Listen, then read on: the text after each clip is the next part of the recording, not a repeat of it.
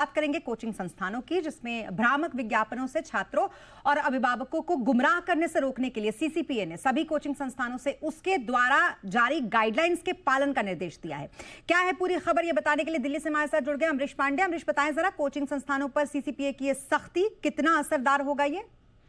देखिए, देश भर में ज्यादातर बोर्ड एग्जाम्स खत्म हो चुके हैं और सबके रिजल्ट आने का टाइम है, और यही टाइम है जबकि छात्र भी जो ढूंढते हैं कि अगले प्रतियोगी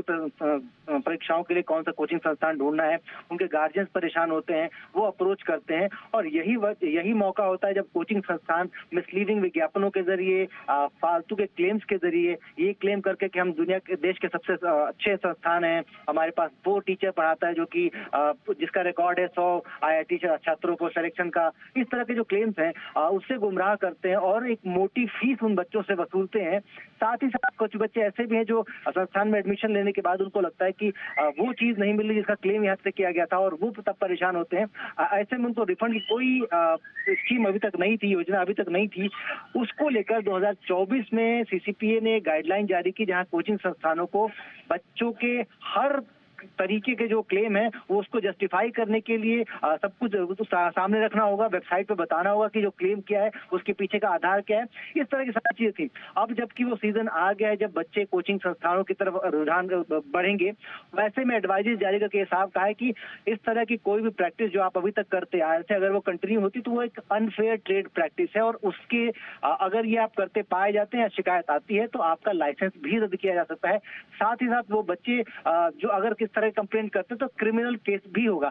तो ये एक एडवाइजरी है कोचिंग संस्थानों के लिए उस समय से पहले जब बच्चे कोचिंग के लिए अप्रोच कर रहे हैं। वजह यही है कि सरकार यही चाहती है कि कोई भी छात्र इस बात को लेकर परेशान न हो, और उसको जो रिफंड या बाकी जो चीजें हैं, या अगर बीच में उसको लगता है कि कुछ परेशानी होती है तो वो सारा रिफंड उसको मिल सके। जी,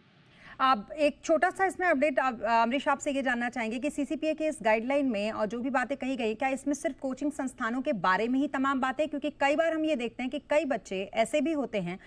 जो अगर कहीं से भी पास हुए हो, किसी भी कोचिंग से पढ़े हो, लेकिन अपने फोटो का इस्तेमाल होने देते हैं, और कई बार ये ऑन एंड ऑफ बातें आती हैं निकल के कि वो इसके लिए बहुत मोटी रकम लेते हैं। क्या इस तरीके का कोई प्रावधान है इसमें उनके खिलाफ? जी बिल्कुल सही कहा आपने। इस तरह की प्रैक्टिसेस होती हैं और यही प्रैक्टिसेस उनको मिसलीड करते हैं कि ये बच्चा यहाँ से पढ़ा है क्या, और इसको जस्टिफाई करने के लिए, इसको वैलिडेट करने के लिए कोई पॉइंट बच्चों के पास नहीं होता है। उसको लेकर भी सीसीपीए की गाइडलाइन स्पष्ट है कि अगर आपने किसी को फोटो खिंचाने के लिए या फिर इस डॉक्यूमेंट के लिए या फिर पोस्टर बॉय बनने के लिए पैसे दिए हैं तो आपको स्पष्ट तौर पर लिखना पड़ेगा कि इनको हमने पे किया है अपने कोचिंग संस्थान के लिए इस तरह का विज्ञापन करने या फिर इस तरह की अपील करने के लिए। ये छात्र यहाँ से पढ़ा नहीं है। इसके साथ ही साथ उस बच्चे के, अगर उन्होंने क्लेम किया है कि इस छात्र ने, जो कि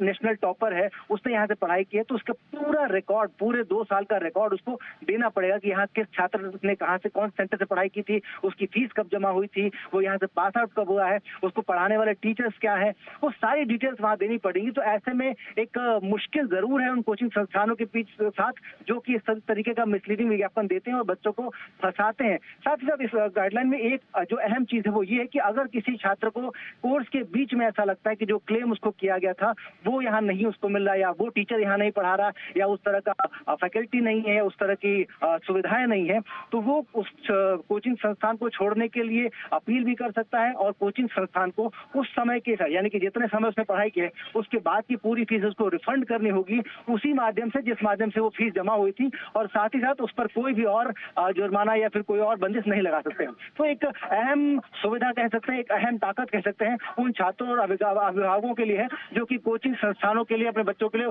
परेशान होते हैं। जी, बहुत शुक्रिया तमाम डिटेल्स के लिए अमरीश आपका।